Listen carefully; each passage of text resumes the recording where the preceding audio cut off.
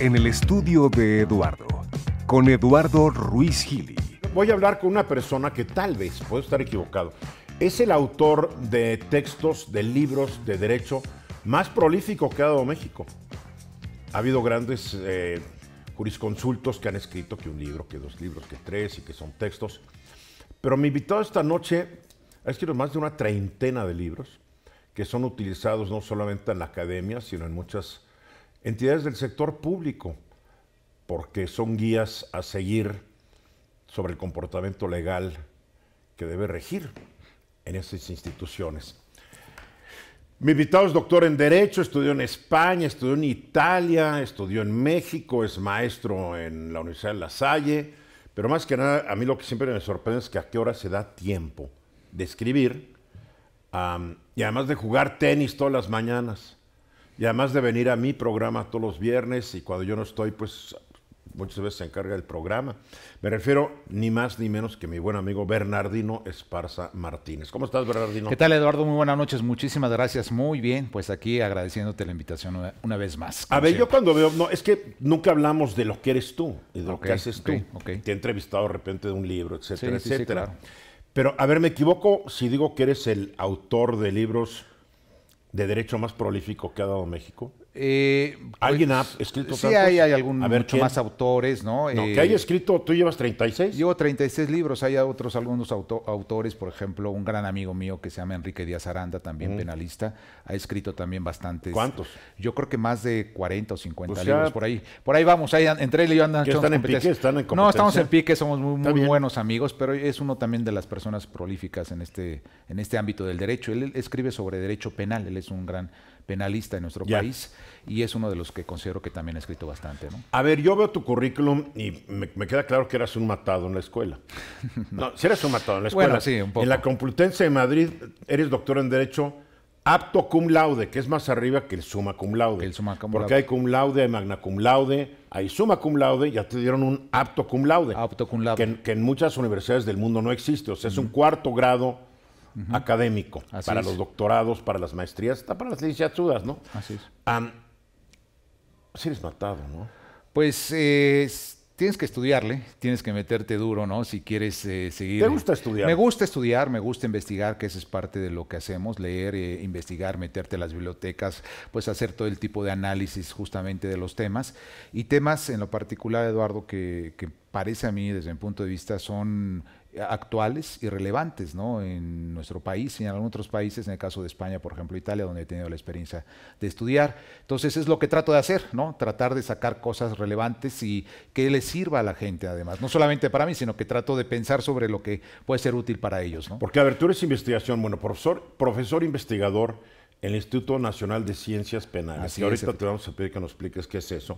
Pero además eres investigador nivel 2 del Sistema Nacional de Investigadores. Así es. ¿Qué es el famoso INACIPE, Instituto Nacional de Ciencias Penales? Creo que hay un director ahí, ¿no? Que está el director, que lo invite un día al programa, ¿verdad? Sí, que ya pronto un día lo vamos a invitar. Algún día. Ya lo vas a invitar pronto, pero sí, ahí estoy en el Instituto Nacional de Ciencias Penales, llevo aproximadamente 10 años trabajando como profesor investigador. Son diferentes niveles de profesores investigadores. Yo tengo el nivel 3, digámoslo así, el más alto, dentro de todo el trabajo que he realizado. ¿Qué investigan? A ver. Investigamos, mira, yo llegué ahí al Instituto Nacional de Ciencias Penales, no soy penalista, ¿no? Mi área es constitucionalista. Sí, yo sí. Y cuando fui invitado y fui a participar ahí al instituto, me di cuenta que no se había creado una línea de investigación, que era la de delitos electorales. Entonces empecé a trabajar delitos electorales. El penalista pues te habla de todos los delitos, pero me daba cuenta que no había mucho en el conocimiento, vamos a decirlo así. Que es una especialidad nueva relativamente nueva, del derecho electoral, Eduardo, del derecho electoral. Entonces delitos electorales no lo sabía y me daba cuenta que cuando el penalista conoce del tema penal y le hablas del derecho electoral, como que dice, híjole, a ver qué está pasando con el derecho electoral, ¿no? Son los crímenes de fuero común o de fuero federal, ¿no? Así es. Pero el derecho penal es otra cosa totalmente distinta. Porque no asaltas a nadie, bueno, te puedes robar los votos. Eso sí.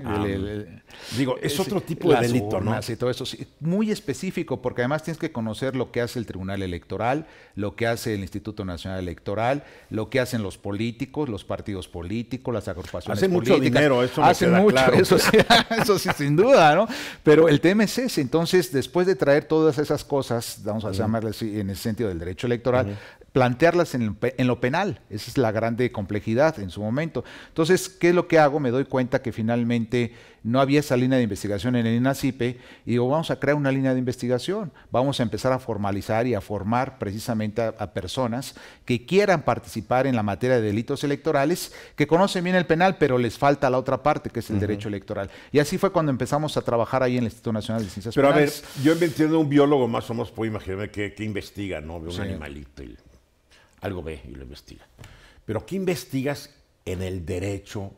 Y en tu caso, el derecho penal, el derecho electoral. ¿Qué se puede investigar? Pues ahí está la ley, cúmplase o no se cumpla, vámonos. Sí, y vámonos, y aplicarla, no. El hecho es, por ejemplo, en este instituto, que desde mi punto de vista faltaba esa línea de investigación, empiezo a investigar cómo puedo implementar la materia de delitos electorales y formar, en la parte de la investigación hay un tema muy específico, Eduardo, que es formar recursos humanos, ¿no? No hay especialistas que conozcan la materia de delitos electorales, ¿no? Y es donde empiezo a vincularme justamente con especialistas, a hablar con la Fiscalía Especializada de Delitos Electorales, a formar a su personal administrativo en ministerios públicos para que cuando tuviesen la denuncia penal en el escritorio, supieran clasificar correctamente el delito y decir, este es penal, en materia electoral y esto es solamente penal, ¿no? Por ejemplo. Entonces ahí es donde empieza el planteamiento, Eduardo, en donde nosotros empezamos a investigar las ciencias penales, ya desde el punto de vista, como yo te lo he comentado, en el ámbito constitucional y después en el ámbito de delitos electorales con el ámbito penal. Entonces es un complejo de investigación, centrar muy bien el punto de vista, qué es lo que quieres dar a conocer y obviamente implementar recursos humanos, es decir, formar al personal y obviamente escribir y dar las fuentes, ¿no? O las investigaciones que en su entorno se han desarrollado en delitos electorales. En el país creo que ha habido poco respecto a ello y ahí tengo pues justamente un libro que por ahí también en su momento lo presenté contigo, que es Delitos Electorales 1812-2018, o sea, todo lo que ha pasado. A mí lo que me sorprende es que realmente la democratización del país empieza ahí vamos a decir que empieza a asomarse un poco por el 82 con la elección de Miguel de la Madrid. La elección de Salinas 88. También es una elección que la Secretaría de Gobernación era la misma autoridad que dictaminaba, ¿no? Porque pues Comisión Federal, la Comisión Federal Electoral dependía del Secretario de Gobernación, lo que era un absurdo. Sí, sí. Creo que con Zedillo es la última, ¿no? No, es justamente en el 88, 89, 90, 92. Es cuando se crea el Instituto Federal Electoral. Se separa, se hace ciudadano, ¿no? Que se convierte desde el punto de vista más partidista que ciudadano, porque pues ahí está pero bueno, es otra cuestión, y se convierte ese Instituto Federal Electoral ya, y es cuando se empieza a organizar para las la elección de Zedillo. Efectivamente. A ver, entonces, fíjate, ya pasaron 24 años. Así es. Y apenas hace 10 años, el instituto encargado de investigar y promover los estudios del derecho en este país se pasó 18 años en La Laguna. Sí. Es increíble. Sí, es increíble. Es una falla terrible. Impresionante. Sin embargo, mucho se criticó que en nuestro país, y se ha dicho y se ha mencionado, el aspecto de los fraudes electorales. Por esa razón empieza a separarse la Comisión Federal Electoral en esta parte de la Secretaría de Gobernación para convertir en un órgano autónomo constitucional ciudadano y darle más credibilidad al resultado, a la participación, organización de las elecciones. Que fue el IFE, hoy INE. Hoy el actualmente INE con la reforma del 2014. Bueno, y después para dirimir todos los problemas de la ley electoral y las elecciones, se crean los tribunales electorales. Una grande ¿Eso cuándo fue? Una grande reforma electoral fue en 1996. Porque el Tribunal era Federal pasaron Electoral. 2 años de la elección de Zedillo. Así es, y en el 96 se mete una grande reforma político-electoral y se crea el Tribunal Electoral del Poder Judicial de la Federación. Sí, que es un nombre. Digo, con que le quitaran Poder Judicial de la Federación sabríamos que es el Tribunal Electoral. ¿No? Punto. Pero se incorpora al Poder Judicial de la Federación porque antes era un Tribunal Federal Electoral administrativo. Que dependía del Ejecutivo. Que de alguna manera dependía del Ejecutivo. Entonces decías, hay que sacarlo con ese ámbito del fraude electoral para independizar, sin duda, el resultado, la jurisdicción de las elecciones y que sean resultados confiables de acuerdo a la legalidad. Y se va al Poder Judicial de la Federación, el Tribunal Electoral, y ahí yo también participé en 1996, estuve como profesor investigador en el Centro de Capacitación Judicial Electoral y tuve la oportunidad obviamente de trabajar en este tribunal y conocer todo el manejo de lo que era justamente un tema bien importante, Eduardo. Los partidos políticos no querían que los jueces de ese momento o el Tribunal Electoral tomara las decisiones internas de sus conflictos internos de los partidos políticos, a lo que se le llamaba la democracia interna. Sí. Y era un pleito impresionante. No, o sea, viva la democracia, pero no te metas en mi partido que no es democrático. Que no es democrático. Entonces se empieza ese trabajo y ahí es donde investigo y formulo, inclusive escribí un libro que se llamó Crisis Democrática en los partidos políticos, en donde propongo que sí tienen que meterse porque son parte de la democracia. Ellos tienen un presupuesto del Estado. Hombre. Y la justificación es, obviamente, que sean democráticas sus elecciones internas. Y obviamente es un área en donde no se ha metido mucho la autoridad todavía, porque tú ves la antidemocracia dentro de la mayoría de los partidos. Sí, por completo. Una democracia simulada. Demasiado. ¿No? Creo que es la palabra correcta, porque sí se ha metido, pero es disimulada la democracia al interior de los Vamos partidos. a los políticos. mensajes. Regresamos con Bernardino Esparza para que nos platique sobre derecho electoral, sobre sus libros. Aquí tengo uno. A ver. Regresamos. ¿Por qué tantos libros? A ver, aquí tengo uno que se llama Juego y Poder, que me hiciste, ¿cómo se dice? Tuve el honor. Sí, tuviste de prologar. Que mis prólogos son medio surrealistas. No, pero estuvo muy bueno, ¿no? Claro, son muy surrealistas mis prólogos. Pero lo que pasa es que aquí, este libro está compuesto por puros artículos. Cuando eras buena onda, cuando escribías en ruizgilitimes.com, después ya no quisiste, no sé por qué, abandonaste el sitio, pero tú privas al público de tu sapiencia. Oye, y de tus es que ya no me invitabas. No, es que... cállate la boca. No, yo sé que siempre lo he hecho y cada vez que te envío un artículo lo recibes muy bien y lo publicamos y lo publicas tú. Bueno, ¿no? Te di la razón. Pretexto para hacer un libro. Sí, no, fue muy bueno porque... Si no fuera por ruizgilitimes.com no lo hubieras escrito. No lo hubiera escrito, pues, de verdad. Otra vez, ya voy a empezar. Ya vamos a Órale. empezar con el segundo, ya tengo ahí varios temas. Ya escribí por ahí uno que va a salir en la revista también. A mí lo que me gusta de este libro es que no escribiste únicamente sobre derecho electoral. No, nada. Escribiste sobre política, escribiste sobre muchas cosas. Muchos temas. Siempre desde el punto de vista tuyo, que es el derecho. Así es. Pero escribiste sobre muchas cosas. Sobre muchos temas y coyunturales del día y de la actualidad, que aquí lo explicábamos mucho y lo platicaba yo contigo en los programas y lo fui clasificando justamente por varios temas, ¿no? De política y de derecho.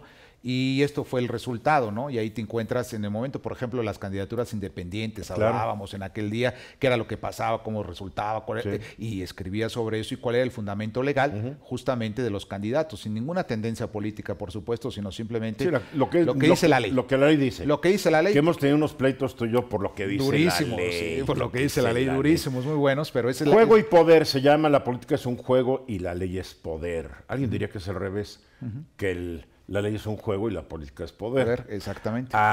Bernardino Esparza, esto fue una editorial Ubijus, sí, que de derecho, ¿no? De derecho, y que ha editado muchos libros ellos, y muy buenos, y él me hizo favor, el de la editorial, darme esta oportunidad de poder dar esta edición. A ver, yo la verdad ni he escrito, yo colaboré en un libro hace muchos años, donde dije que el Fobaproa había sido uno de los hurtos más grandes de la historia humana, con el gobierno de Zedillo, y todo dice, qué buen presidente fue. Sí, cómo no. Y después hice un libro donde publiqué como 40 de las 100 y tantas entrevistas que le hice a Vicente Fox, desde que era diputado hasta que ya era presidente electo. Pero nunca me he sentado, bueno, sí lo estoy haciendo ahorita, pero escribir libros y libros y libros. A ver, yo aquí tengo un libro que se llama La reparación del daño, que es todo lo que tiene que ver cómo como víctima puedo exigir que me reparen un daño y cómo como el acusado hasta dónde me puedo defender, me imagino, ¿no? Efectivamente, ese es un tema muy interesante porque es de la Constitución Política de los Estados Unidos Mexicanos. La ley te señala, la Constitución te habla de reparación del daño en derechos humanos, Eduardo, y te habla de reparación del daño en víctimas de un delito. Sí. Entonces, me di cuenta justamente que en clases, en cursos que he impartido sobre materia de derechos humanos, veía a los compañeros estudiantes que no tenían muy claro lo que era la reparación de derechos humanos, en materia de derechos humanos, y la reparación de la víctima del delito.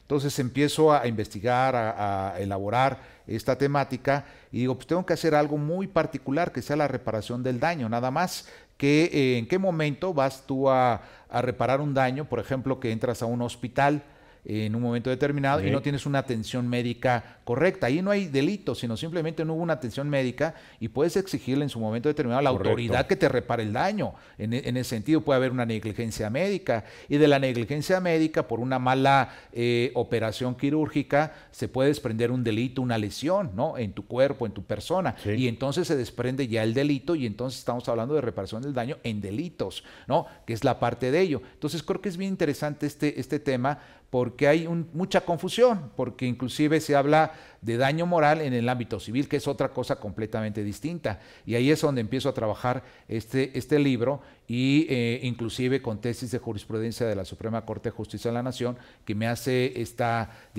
clasificación que yo vengo anunciando en este libro, reparación del daño. Porque cuando tú ves los delitos que se cometen en el país en un año, los daños No, olvídate, Eduardo, son impresionantes. Impresionantes. Y las víctimas creo que deben de informarse más en ese sentido, porque tienen... No, pero si yo soy víctima no me voy a chupotar No, pero puede ser la parte del ofendido. No, a lo que yo refiero, Eduardo, son libros para abogados, son para abogados, pero y el abogado litigante le puede ser muy útil en el juicio. O sea que a mi abogado le tengo que decir, oye, ¿ya te chutaste el libro? Exactamente. Para que aprenda, Para ¿no? que aprendan. Porque ya sabes que los abogados a veces agarran lo que sea, aunque no sepan. Sí, y no están aquí. Sí, nada. no, y no tienen todos. que ser, no todos, hay mucha gente. Es como los médicos, hay médicos que te dicen que tienes algo y no tienes nada, o te dicen lo tengo que operar y no te tienen. Hay charlatanía, ¿qué te digo? Nuestro oficio periodístico, ¿no? Sí.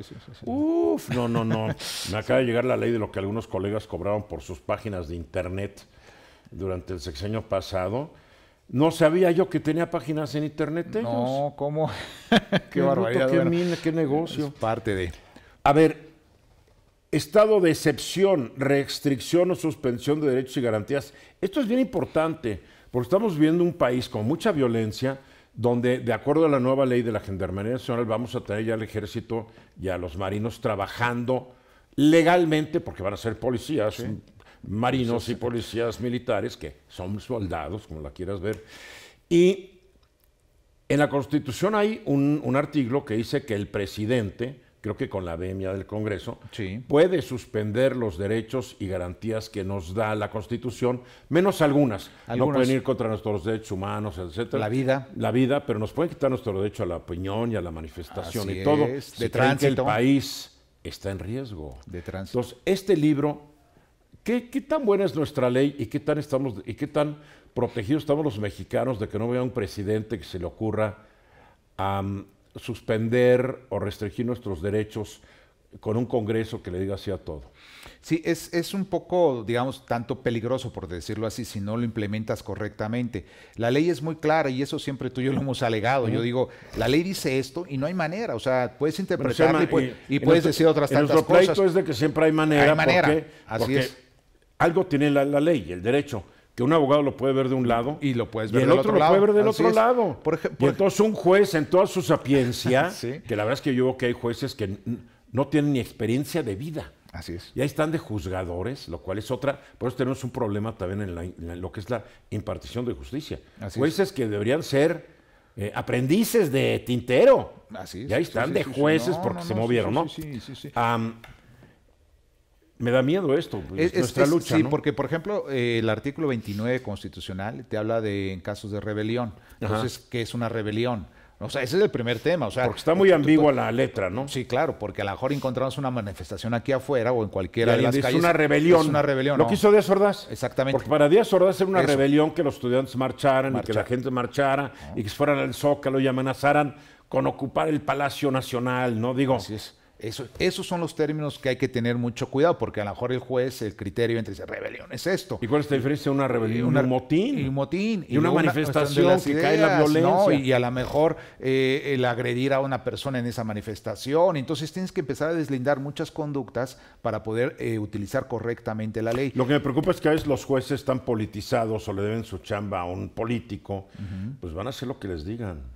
Sí, bueno, eso es otro de los planteamientos, que que me no preocupa, debería de ¿no? ser, porque No la ley es eso, Eduardo. Tú tienes que aplicar lo que te dice la ley. Si la ley no es muy clara, pues entonces vas a la jurisprudencia. Y si no es muy clara la jurisprudencia, vas a la jurisprudencia. La jurisprudencia son sentencias, ¿no? En donde tú en un caso, en otro caso, etcétera, se presentan ante un juez, el juez resuelve a favor de tus derechos y da una sentencia. Se tienen que formar 5 sentencias consecutivas para que pueda ser una jurisprudencia.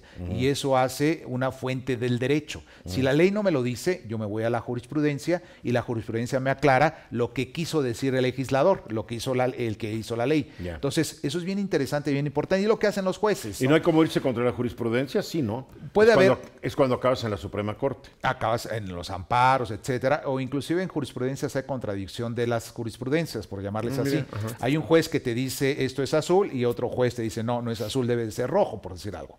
Entonces, esa contradicción que cayó mejor, con más votos en el rojo, por decirlo así, es la que se va entonces a implementar y aplicar. Eso es tecnicismo jurídico, que no quiero caer en otras más cosas, pero simplemente es así. Y creo que el juez, dentro de la ley, pues tiene que aplicar lo que dice la ley. No lo hay que es más muy importante criterios. es entender que en teoría hay un método y un procedimiento para todo. Así es. En la práctica, muchos jueces, ministros y magistrados, pues como que no le hacen mucho caso. No, y entran con otro tipo de O criterios. porque son distintos. ignorantes, o porque son irresponsables, o porque son corruptos. Y creo, y tú dime si estoy equivocado o no, tal vez una minoría son los que se ciñen totalmente a lo que dice la ley. Así es, efectivamente. Entonces, creo que es importante. A mí me pasó en la práctica, en un caso también de donación de órganos, de riñones, que el juez no quería aplicar los tratados internacionales. Yo le decía, sí, se tienen que aplicar los tratados Por eso lo internacionales. firmó México y la Constitución. Yo no soy abogado, digo que la Constitución reconoce como ley mexicana lo que establece un tratado internacional firmado por el gobierno mexicano. Efectivamente, pero antes de que se reformara la ley, no lo querían aplicar los tratados internacionales, y yo tuve esa pelea, por decirlo así, jurídica, diciéndoles sí se tienen que aplicar, y al final se ganó el caso para la donación de órganos. Llevo años diciendo que debería ser, como otros abogados en otros países, una novela basada en un abogado que descubre un complot para derrocar al presidente, o que el secretario de Gobernación está haciendo esto, o que los militares, ¿ya sabes? Sí, Porque sí, cómo no, sí, claro. En sí. Estados Unidos se dan vuelo abogado Gresham, que ha escrito el dossier Pelica de no sé cuántos, es abogado. Sí, y ha sido película, ¿no? Sí. Y he hecho películas, sí. Y no me sí, haces no, ya caso, voy para no allá. sé- Este año No sé por qué me ignoras. Oye, no, ya este año lo prometo, lo voy a Ya sacar. sé, Es una novela chiquita. Es una que va a ser muy novela, y buena. después hacemos un guión cinematográfico Sí, y nos hacemos de dinero. Sí, directo. ¿No? Sí, Oye, sí, si Roma pues, puede, ¿por qué no? nosotros? ¿no? Nosotros. Sí, claro. Vamos. No, porque además, yo creo que nadie ha querido hacer películas de corte político de ese tipo por miedo. Entonces hacen todas las de narcos, porque ahora es la de narcos. Bueno, eso está ahí. No, el infestado, narcos. ¿no? Entonces Por ponen a un completo, sí. persona que parece Enrique Peña Nieto, está en el copetito y todo. Sí. No, aquí algo así rico, así de intriga y espionaje, ya. Sí, Uy, sí, tienes toda la razón. Ya estamos, ya tenemos parte pero del todo material. con el derecho. Sí, todo A ver, tú y derecho. nos hemos peleado mucho porque Sí. tú a veces dices, no debe ocurrir porque la ley no lo permite. Sí, sí, sí. Entonces yo te digo, pues sí, la ley lo permitirá, no lo permitirá, pero se hace. Sí. Porque este país tiene, oye, derechos fundamentales, jurisprudencia constitucional penal. A ver, ¿qué es este libro? Nada más, este. Ese libro te habla de derechos humanos y derechos fundamentales y de garantías. 1100, para la gente que lo quiera leer, porque le van a tener que dedicar un ratote, Sí. 1152 páginas. 1152 páginas, así es.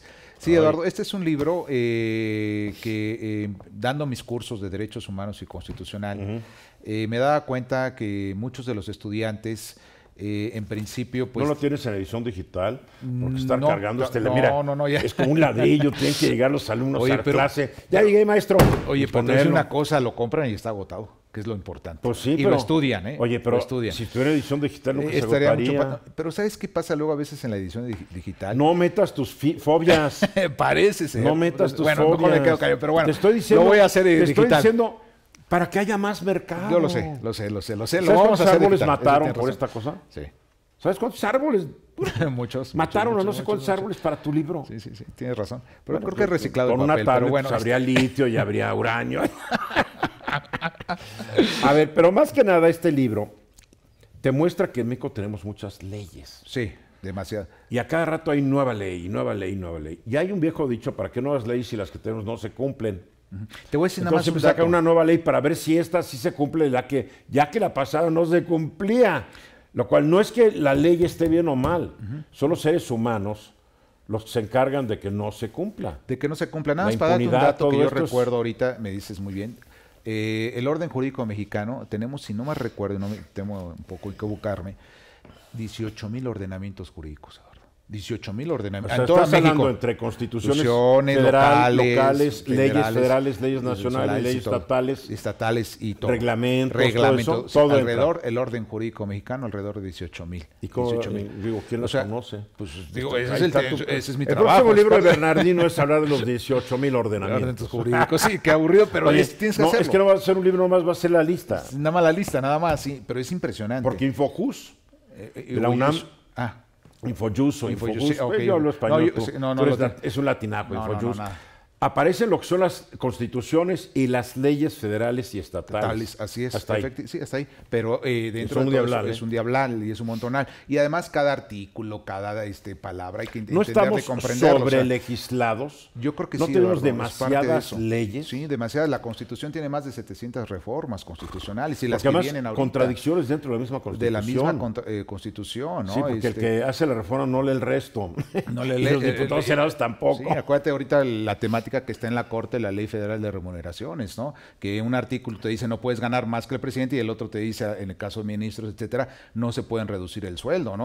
Bueno, pero además hay una ley que dice que no, la ley no es retroactiva. Y no es retroactiva, entonces ¿por qué les van a si no puede haber retroactividad? No es lo único que yo sé, sí, claro, que es de donde se deben agarrar. Sí, no y ahí es donde está, pero esa es una temática constitucional puramente, sin entrar o sea, que los cuestión. que hicieron la nueva reforma del capricho y deseo del nuevo presidente, se les ocurrió que había que reformar todo. Todo, sí, claro. Entonces, pero para pasar todos esos procesos de reformas constitucionales se requieren las 2/3 partes del Congreso. Entonces van haciendo las cosas mal para aprobarlas. Sí, exactamente. Y quieren, y desde mi punto de vista, lo que yo he visto aquí en nuestro país es que el legislador todo quiere llevar a la Constitución, todo quiere llevar a la Constitución, y toda la Constitución.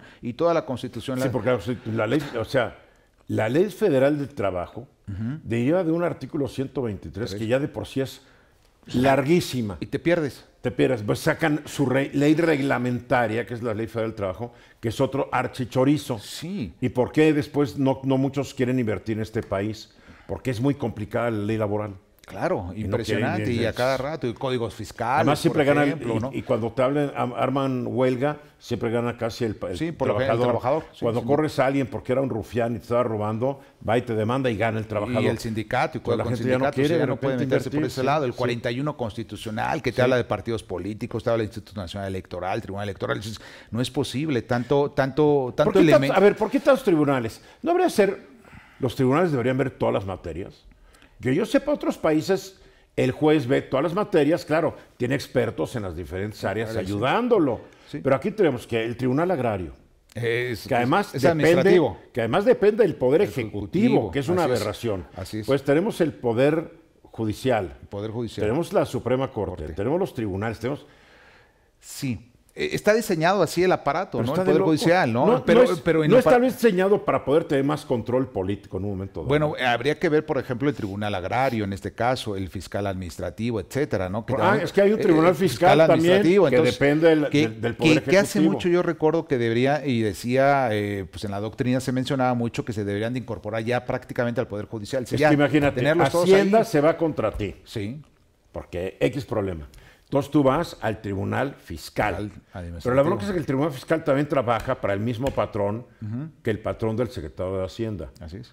Pues que Dios te haya reconfesado. Sí, entonces no puede ser, digamos, juez y parte en ese ámbito. Como era la cosa electoral, como la secretaria de donde está la secretaria que dijo que había que bajar las utilidades de las empresas. ¿Cómo se llama esta nueva? La Secretaría del Trabajo. No, la de Economía. No, la otra, la que dice que está para transparencia, la función, Secretaría de la Función Pública. Que nunca ha servido para nada y no va a servir para nada, porque es el Ejecutivo checando el Ejecutivo. Claro. Entonces tienen que ser órganos más independientes, ¿no? Para ese mismo ámbito de la transparencia. Como la Auditoría Superior de la Federación. Sí, a la Auditoría Superior de la Federación te da las auditorías y no, es que no le dan dientes. Claro, que es el otro tema, ni ¿no? dinero. Porque la que fiscaliza y le revisa. Porque hay un buen auditor ahorita, sí, Colmenares, ¿no? Colmenares. Entonces, creo que es bien importante, Eduardo, toda esta parte jurídica, que tú y yo, como lo hemos dicho, muchas veces nos hemos peleado, ¿no? Yo, pues, obviamente... Tú defiendes la pureza de la ley. Es que debe de ser. Que es lo ideal. Es lo ideal. Yo defiendo la prostitución que se ha hecho la ley. Sí. ¿No? Entonces, sí, claro. Tú vives del mundo, tú eres un investigador y un gran teórico y ves todo desde el cuadro ideal. Sí. Yo pues soy más cinicón, entonces lo veo desde... No, cómo pero, la violan la pero ley, mira, pobre Eduardo, ley. conociendo la ley, te eximes de muchos problemas. Además, la O sea, ley es una de las grandes, es de los grandes inventos de nuestra especie. sí, Porque la ley, pues empieza con Hammurabi, ¿no? Con su sí, famosa sí, sí, estela el ahí. código de Hammurabi, sí. Ahí empieza, imagino que desde antes ya había ciertos códigos pues, que no pasaron, pero la ley se inventa para más o menos regirnos y que no nos estemos matando, porque somos una especie muy salvaje. Así es, así es. México es un país muy salvaje porque la ley se vende, se negocia, no se aplica, por eso tienes tanta impunidad, por eso ves que hay pueblos enteros dedicados a robarse la gasolina, Claro. por eso ves que hay comunidades que cuando matan a alguien sale de la comunidad y van y matan a los demás porque no hay ley presente. Digo, cuando la ley existe, se aplica, vives como en Holanda, como en Irlanda, Claro, como en claro. países sumamente civilizados, donde todo se dirime legalmente y cuando alguien quiere salirse del huacal, vote. Le aplican, ¿no? En Estados Unidos, por ejemplo. Estados ¿no? Unidos Bueno, yo creo que un poquito no, cada vez está pero- peor, porque Estados Unidos es un país que nace con muchos prejuicios raciales. O sea, cuánta gente que linchó a alguien en Estados Unidos desde el fin de la guerra civil hasta hace poco se iba a la cárcel. Sí, Nadie estaba la policía ayudando a colgar a alguien, digo. Sí, sí, sí, efectivamente, mira, y te lo digo, por ejemplo, en el caso de España, una vez llegando yo a España, traía una dotación de mis libros porque iba a una charla y iba a regalarlos y me detiene la policía y me mete a un cuartito. ¿Por qué Dije, trae esto? ¿por qué trae esto? ¿No? Y le explico al policía que soy profesor, que voy a dar una charla a la universidad y me dice, a ver, ábralo, porque pesaban los libros, ¿no? O sea, a mí se me Bueno, ocurrió con este llevarlos. puedes cargar Sí. varios kilos de cocaína, ¿eh? Cocaína, sí, o sea, lo abres, efectivamente. lo serruchas y es mi libro de derecho. este Derecho, no, lo, sí. no lo puede usted abrir. Y me dice el policía, o sea, el policía confió en mí en decirle Sí. que eran libros y que eran para una universidad que iba a darlos porque era una charla. Me dijo, adelante, pase usted. Entonces, imagínate el escenario aquí en la Ciudad de México, por ejemplo, en ese mismo caso, ¿no? No, ¿Qué me hubiera imagina- dicho la policía? o en Estados Unidos. O en Estados No, Unidos, no, no. detengas, etcétera. O sea, es decir, si tú estás haciendo bien las cosas y sabes y conoces la ley, Pero hay países donde hay mayor idea de que hay que respetar la ley. Justo México es un eso. país donde nadie tiene la idea que hay que respetarla. México es un país donde si me puedo salir y no me pescan, lo voy a hacer. Claro. El problema, y es la discusión que siempre tengo con nuestra querida Tere Vale, el problema es que los políticos y los altos funcionarios y los empresarios más fuertes siempre nos han dado el ejemplo de que yo hago lo que se me antoja. Claro. La ley no me toca. Claro. Entonces, es por imitación. así es. ¿No? Sí. Todos dicen, pues si la ley no me toca, cada quien en su nivel dice, pues si la ley no me toca. Entonces, si dice 80 en el segundo piso, voy a 120. 20 y no hay es más, bronca. ahorita, porque las cámaras ya... No, Bueno, porque mis fotomultas placas no son de la Ciudad de de México. México. Porque al genio de Mancera, que es abogado, no se le ocurrió que había que hacer convenios con todos los estados para que una fotomulta aquí pudiera aplicarse cuando no traes placas. Estado de México. Porque eso no era importante, lo importante era hacer el negocio. Así es, así es. El negocio. Ese es otro problema. Maestro por la Universidad Italiana de Florencia, ¿por No, cuál? por el Centro de Estudios Constitucionales del Senado de España. Del Senado de España, pero Y- estudiaste en y- Florencia. sí, no, en Bolonia. En Bolonia. Me fui a terminar el doctorado en ¿Comiste mucho Derecho. espagueti de la boloñesa? Demasiado, ¿eh? Y además no subes de peso, ¿eh? En serio, ¿eh? No subes de peso, muy bien preparado. Sí, me muy imagino. bien preparado. Y estuve en una ciudad que es No conozco Bolonia. preciosa, Eduardo. A ti que te encanta viajar, te la recomiendo. Es la ciudad del embutido. Iba a ir y se me canceló el viaje, ya sabes. Sí, la chamba sí, esta sí, no sí, perdona. sí. Pequeñita la ciudad, muy bonita la ciudad del embutido. Ahí te encuentras todos los embutidos. Pues, en Estados Unidos le dicen baloney Bologna, sí. al Boloña, A Bologna. que es el salchichón. Sí, sí, pero delicioso. Oye, ¿y qué hiciste en Bolonia? En Bolonia llegué a trabajar con uno de los profesores de Derecho Constitucional y empezamos a trabajar una investigación en la Constitución de Yugoslavia en su momento con él. Mi maestro allá fue Giuseppe de Bergottini. Que es un país similar a México, Yugoslavia en esa época, ¿no? En esa Todavía época, era sí, Yugoslavia. Yugoslavia como que hoy tal. ya no existe. Ya no existe. Que era una vil dictadura Sí, ahí con dictadura, el señor entonces, Brochito. Empecé a Josip Broz. Josip Broz, y empecé a terminar mi doctorado allá en esta universidad con este maestro y a conocer más el derecho constitucional y administrativo. que O es sea, parte del- para ser un experto en derecho constitucional mexicano, ¿hay que estudiar las constituciones de otros países? Por supuesto, y la formación, la cultura, Eduardo, porque tú puedes estudiar la de papel, pero hay que ir al lugar, ¿no? A la esencia. Bueno, es un buen pretexto, ¿no? Es un buen pretexto. Además, Bolonia es de la Edad Media, ¿no? Es, Claro, claro. 1200. Que la una de las universidad, universidades más antiguas de las Europa. más antiguas, Sí. si no es que la más antigua de Europa, ¿no? Pero muy importante, porque ahí está toda la documentación, toda la información. De todas las la gente especializada. constituciones del mundo que has estudiado, Sí. ¿cuál se te hace la mejor? La mejor, digámoslo así, y lo voy a decir la más, digo, la más, y que ha a sido ver, la te madre voy a de la decir como esencia. la más inteligente. Sí, Para mí la más inteligente es que sea una constitución fácil de entender y fácil de de aplicar. aplicar. Yo creo que la Constitución de 1787 de la de Estados Unidos, ¿no? Que tiene Con todas sus enmiendas. con todas sus enmiendas, 27 enmiendas constitucionales, 7 artículos constitucionales, son pocas, y desde mi punto de vista considero que Bueno, son 7 artículos, pero a ver, son... sí, son muy amplios, pero Sí. muy claros, Eduardo. O sea, Son se muy entiende, claros, sí. sí. Se entiende muy O claro. sea, el Difícil. gringo es una constitución Una buena. constitución buena desde mi punto de ¿Alguna vista. otra? La otra, la española, aunque Que es nueva. Es nueva, es de 1978, del 6 de diciembre. ¿Cuántas veces la han reformado? Dos esa? veces, Eduardo, nada más. No, Oye, a ver, y una es muy constitución complejo. latinoamericana que tú creas que es mejor que la mexicana. Ya sabes que estamos presumiendo México y tuvimos la primera ley que reconoció los derechos de los trabajadores. Claro, nunca se respetaron. Y la jornada de 8 horas que tam... Oye, el mismo gobierno no respeta las jornadas de 8 horas de sus trabajadores, de los pobres policías. Turnos de 24 por 24, No, 12 es que por es 12. inhumano eso, Y es es inhumano. el gobierno el primer violador del 123. Así es. Y es nadie inhumano. dice nada. No, nada, en absoluto. Porque por agarran completo, gente sí, que sí. necesita la chamba y nadie se queja.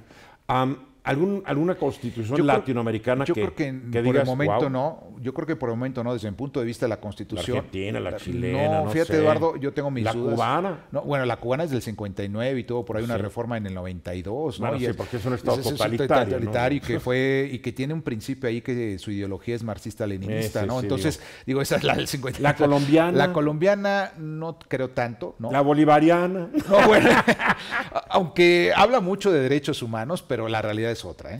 Oye, En de el las caso europeas, entonces para ti la mejor es la española. Yo creo, para mí, desde mi punto de vista, la española. Mejor que irlandesa, que es un país de una gran que inclusive la estabilidad. italiana, ¿no? En esa Inglaterra no tiene constitución. parte. No, es de 1215, de la de Juan Sin Tierra. La, Ellos- la Carta Magna, la pero, Carta Ma- pero de no ahí es como se una desprendió- constitución, no, constitución, no, es una no. declaración de derechos que le daban únicamente a los varones, Así ¿no? es. A sí, los sí, aristócratas, ¿no? Nada más, Sí, porque ¿no? una vez alguien me dijo, es que al principio la democracia es la Carta Magna. Le dije, no. La Carta Magna es un documento que los poderosos terratenientes de la época de Juan Sin Tierra, el rey así Juan, le impusieron Y vámonos. para que proteger sus derechos, porque Claro. los pobres siervos Así es. era una sociedad feudal asquerosa. Sí, estados La verdad. absolutos, acuérdate. Hasta el 17, hasta la Primera Guerra Mundial, los ingleses, el pueblo llano empezó a tener derechos, la verdad. Sí, y hay que decirlo también con la Revolución Francesa de 1789, ¿no? El Estado absoluto se convierte de un monarca absoluto a un Estado, digamos, liberal. Sí, y que ahí no. empieza todo el proceso de Que transición. tampoco, porque llegaron a la igualdad, tardaron siglos, ¿no? Añísimos, aunque se hablaba de la libertad, de la resistencia a la opresión, de la propiedad, de la igualdad, de la seguridad, pero no fue hasta después, ¿no? Hablo El de la tema es aplicación. divertido, el tema Muy del derecho es sí, divertido. Muy divertido, sí. Yo tal vez me hubiera gustado estudiar Derecho, no lo hice, pero se me hace una disciplina fascinante. Demasiado. Estás Y además, en algo sabes muy que te digo, sabes defender tus derechos en cualquier momento. Sí, ¿no? eso Los te ayuda. conoces, ¿no? Por lo menos. ¿Dónde puede la gente comprar tus libros? En este caso, por ejemplo, en el Instituto Nacional de Ciencias Penales, ¿no? Y No están ahí que en el sótano. o en el Gandhi. sótano, en Gandhi, ¿Sí? en Porrúa, Ok. también los pueden conseguir, ¿no? Internet, ¿no? Internet también. Sí, Ah, se ok. meten y los pueden bajar muchos. Por ejemplo, el estado de excepción ya está en electrónico. Ah, ok. Ese ya lo pueden perfecto. bajar. Oye, este en electrónico, pobre estudiante. Pues los ya haces lo- cargar tiene que llegar con su diablito, caray. No les queda Oye, otra. Bernardino, gracias. Me ha dado siempre gusto platicar contigo. Ya nos debíamos esta charla. Sí, que la ya. gente conozca más. Muchas gracias, Y Eduardo. nos vemos el viernes que viene. El viernes que viene estamos Ahora por aquí. saludos en tu casa, tu mami linda. Claro Órale. que sí, Eduardo. Muchísimas gracias. Bernardino Gracias, Eduardo. Esparza, gran investigador, gran analista del derecho mexicano, constitucional, sobre todo, pero también escribe sobre otras cosas.